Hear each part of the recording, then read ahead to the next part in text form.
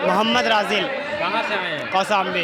पढ़ते हैं, क्या करते हैं आप? नहीं पढ़ते हैं, लॉ कर रहे हैं। आपकी 4th सेमेस्टर है अभी LLB। आप जो दुनियावी तालीम हासिल कर रहे हैं, लॉ कर रहे हैं, तो दीन को लेकर आपका क्या है? दुनियावी तालीम भी फैमिली लॉ है, जिसमें हिंदू मुस्लिम लॉ दोनों पढ़ाया जा रहा है। तो फिर अगर मुस्लिम लॉ पढ़ेंगे तो उसमें तो दीन है ही है ना। अगर दीन नहीं जानेंगे तो उसमें भी कई ऐसी शरीयत हैं, कई ऐसे सूरत हैं जो लॉ संबंधित हैं।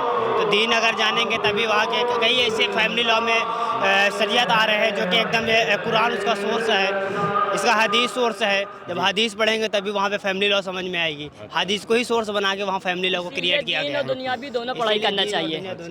दीन और दुनिया का तालीम हासिल करना बहुत ज़रूरी है। तो जादू शरिया ने जो दीनी तालीम पर तमाम चीज़ें बताई, उससे आपने भी उनका मुताला किया आपने? हाँ, उनकी बातें सुनते हैं हम लोग। बहुत सी अगर हम लोग को किताबें में पढ़ रहे हैं, अगर टाइम नहीं मिल पा रहा तो हम लोग यूट्यूब सुनते हैं। इसी कारण बस हम लोग यहाँ उनके यानी बारगाह में हम लोग उपस्थित हुए हैं। हम लोग अमल भी करते हैं, जहाँ तक प्रयास पूरा करते हैं हो पाता है, काफ़ी हद तक हो पाता है। जो नहीं हो पाता है फिर अगले बार करने का कोशिश करते हैं। जो तालीम हासिल करेंगे, तालीम को ही एक मानक बनाया गया है। उसी के अगर कोई मानक बनाया गया है तालीम को, जब उसको हम हासिल करेंगे तो हमें क्यों नहीं कामयाबी मिलेगी। कामयाबी तो तालीम से ही मिलेगी। उसका कंडीशन जो भी है वो कंडीशन जो हम फुलफिल करेंगे तो हमें तो तालीम मिलेगी ना।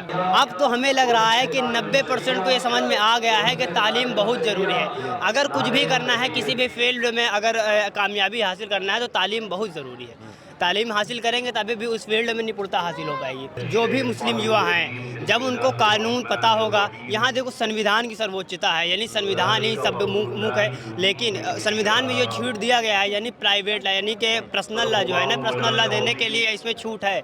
अपने पर्सनल लॉ को मानने के लिए पूर्ण स्वतंत्रता है, यानी कि राइट टू फ्रीडम है, धर्म की स्वतंत्रता है। अच्छा, आपको लगता है कि जो सिलेबस देखें, जो दीन का सिलेबस, जो मदरसों का सिलेबस है, उसमें जो हमारे ये कानूनी दाव पेच हैं, जो कानूनी चीज़ें हैं, वो भी शामिल करनी चाहिए? नहीं, शामिल तो करनी चाहिए। जो मेरा जहन कह रहा है कि कानून दीन में शामिल करना चाहिए, क्योंकि जो दीन में है, यानी सोर्स जो मुस्लिम लॉ का सोर्स बनाया गया है, उसे कुरान, हदीस, इज्मा, क़ियास को ही बनाया गया है। तो जब ये लोग इसको हासिल कर रहे हैं, इनको दीन में जो है ना कुरान की तालीम भी है और इनको हदीस की तालीम है, और जब इनको ये सिलेबस दे दिया जाएगा तो इनको तो और आसानी हो जाएगी समझने में।